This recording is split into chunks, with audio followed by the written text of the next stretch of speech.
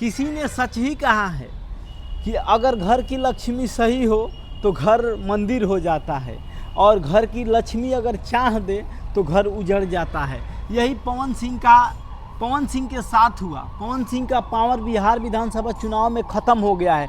ज्योति सिंह के विवाद में पड़ने के बाद पवन सिंह के इतना ट्रोल हुआ कि पवन सिंह ने आज फाइनली अपने फेसबुक अकाउंट पे एक अमित शाह के साथ फ़ोटो शेयर करते हुए लिख ही दिया कि मैं पूरे भोजपुरी समाज को बताना चाहता हूं कि मैं बिहार विधानसभा चुनाव नहीं लड़ूंगा, और ना ही मैंने पार्टी ज्वाइन बिहार विधानसभा चुनाव लड़ने के लिए किया था। मैं पार्टी का सच्चा सिपाही हूं और रहूंगा। अभी हमारे साथ चंदन पांडे जी हैं, हम इसी मुद्दे पे बात करते हैं।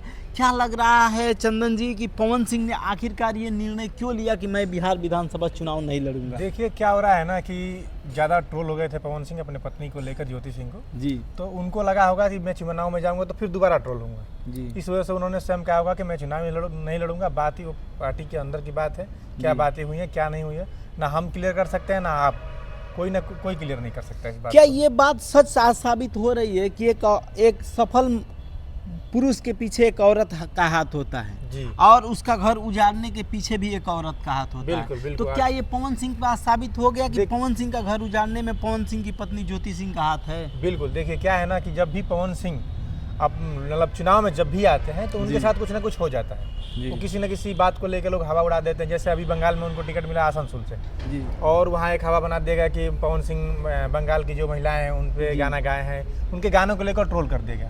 तो फिर वहाँ से उन्होंने टिकट वापस कर लिया, मतलब अपने आप को वापस कर दिया। फिर आके वो सोचे कि बीजेपी हमें कहीं दूसरे जगह से टिकट दे दी, लेकिन फिर भी टिकट नहीं मिला तो निर्दलीय लड़ गए।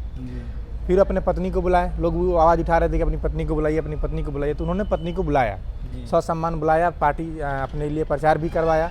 उसके बाद ज्योति सिंह को पता नहीं क्या हुआ, बता रहे हैं कि हम 20 दिन बाद वहाँ से चले आए।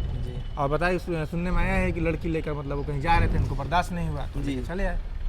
क्या लग रहा है इस जो बिहार विधानसभा चुनाव था, अगर पवन सिंह को पार्टी टिकट दे देती इतने विवादों के बाद, तो क्या पार्टी की छवि धूमिल होती कि नहीं होती? हाँ बिल्कुल, क्योंकि दूसरी जो पार्टियां हैं इस बात को उठाती कि जो पत्नी का सम्मान नहीं कर रहा है और दूसरी महिलाओं को क्या सम्मान करेगा, जबकि इससे कोई लेना देना नहीं है।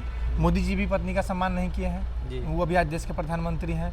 उसके बाद आपके बलिया के देखे रहे हम लोग के जो विधायक हैं उनकी भी पत्नी से विवाद है, स्वाति सिंह के साथ, दयाशंकर सिंह का, वो भी अच्छा काम कर रहे हैं। तो ये कोई जरूरी नहीं कि जो पत्नी से उसका नहीं बन रहा है तो समाज के लिए सही काम नहीं करेगा, ऐसा। लेकिन समाज में ये भी हल्ला उठ रहा है कि जैसे में कि जो अपने पत्नी को नहीं संभाल सकता, पत्नी के साथ सही से नहीं रह सकता, वो समाज की क्या हित की बात करेगा, मुद्दे की बात करेगा। क्या ये पवन सिंह पे क्या इसका इफेक्ट पड़ेगा? देखिए अटल जी की भी शादी नहीं हुई थी जी, लेकिन उनकी शादी नहीं हुई थी, लेकिन इनकी शादी हुई है और 3 शादियाँ हुई हैं। नहीं, ये गलत आप बोल रहे हैं कि 3 शादियाँ, 2 शादियाँ हुई हैं। पहली नीलम के साथ हुई थी और दूसरी अभी ये ज्योति सिंह के तलाक चल रहा है, इसमें 2 ही शादी हुई है। और लोग अफवाह उड़ा रहे हैं कि 3 हुई है, 4 हुई है। इसका कोई प्रमाण नहीं है। प्रमाण ही कोर्ट में आप जाएंगे तो प्रमाण वाली ही शादी मानी जाती है। तो 2 इनकी शादियाँ हुई हैं। पहली तो आप जानते हैं सुसाइड कर ली है, और ये बिहार विधानसभा चुनाव में बड़ा मुद्दा बन जाता है। इसलिए हम तो चाहते थे कि पवन सिंह चुनाव न लड़े, वो सांसदी में दोबारा आएंगे, यदि अच्छा काम करेंगे तो लोग पार्टी उनको विश्वास करेगी तो संसदी में आ सकते हैं। लेकिन पवन सिंह ने जो निर्णय लिया है कि मैं बिहार विधानसभा चुनाव नहीं लड़ूंगा, तो इससे उनके फैन के अंदर क्या महसूस हो रहा होगा? कैसे? कुछ नहीं, सही है। वो गाने के लिए जाने जाते हैं, अपना गाना गाएंगे, लोग सुनेंगे। छठ में उनका गाना तो क्या आज जाते जाते आप ये बता दीजिए, क्या लग रहा है 2029 के लोकसभा चुनाव पवन सिंह लड़ सकते हैं या फिर वो लोकसभा के चुनाव? अब देखिए जिस हिसाब से पवन सिंह की लाइफ में चीज़ें चल रही हैं कुछ कहा नहीं जा सकता। वो जब भी बंदा राजनीति में आता है कुछ ना कुछ उसके साथ गलत हो ही जाता है। अब वो कौन करवाता है, कैसे होता है, ये पता नहीं, लेकिन उसके साथ जब भी राजनीति में 2 बार हो गया, 2 बार पवन सिंह ने हार मान ली है। तीसरी बार भी क्या गारंटी है, कोई ना कोई मुद्दा उठेगा, हो सकता है उस बार भी ना लड़े।